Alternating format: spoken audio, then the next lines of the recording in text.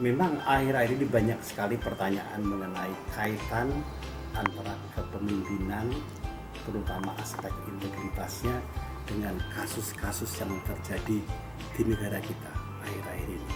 Ya, belum lama ini memang negara kita digegerkan dengan kasus IKTP elektronik. Suatu kasus yang magnitude-nya besar dan membuat banyak di antara kita menjadi sedih oleh karena melibatkan demikian banyak pemimpin. Tentu ini adalah contoh kasus mengenai masalah kepemimpinan dan integritas. Menurut hemat saya, pemimpin itu seorang pribadi. Seorang pribadi yang mempunyai dua sisi. Satu sisi adalah kecakapan, sisi lain adalah kelebihan. Kalau kita lihat kecakapannya, apa yang penting? Kecakapannya adalah kemampuan untuk mempengaruhi dan menggerakkan anak buah. Karena tidak cukup hanya mempengaruhi saja, tapi harus pandai menggerakkan.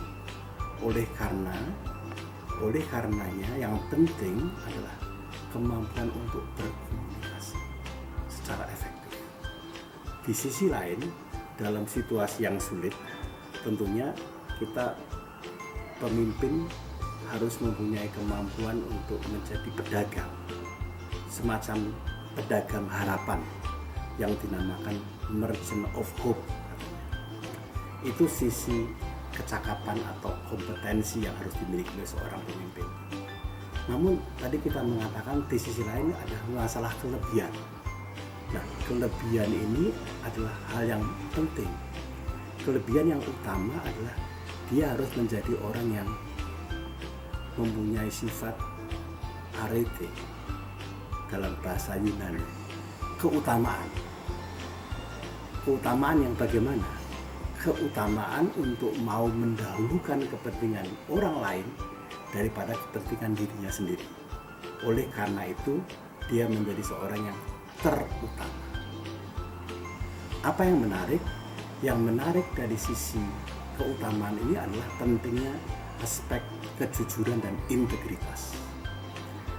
Menurut banyak penelitian, termasuk satu penelitian besar yang sangat terkenal di dunia yang melibatkan lebih dari 75.000 orang untuk jangka waktu yang sangat panjang, diteliti oleh Coates dan Posner, ditemukan bahwa ciri-ciri utama seorang pemimpin yang diharapkan oleh anak buah pengikutnya adalah ciri-ciri mempunyai kejujuran dan integritas ini.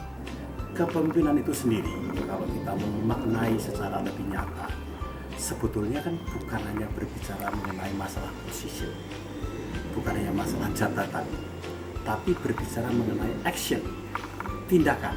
Nah, di dalam melaksanakan tindakan ini, seorang pemimpin biasanya dibekali dengan authority, dengan kewenangan.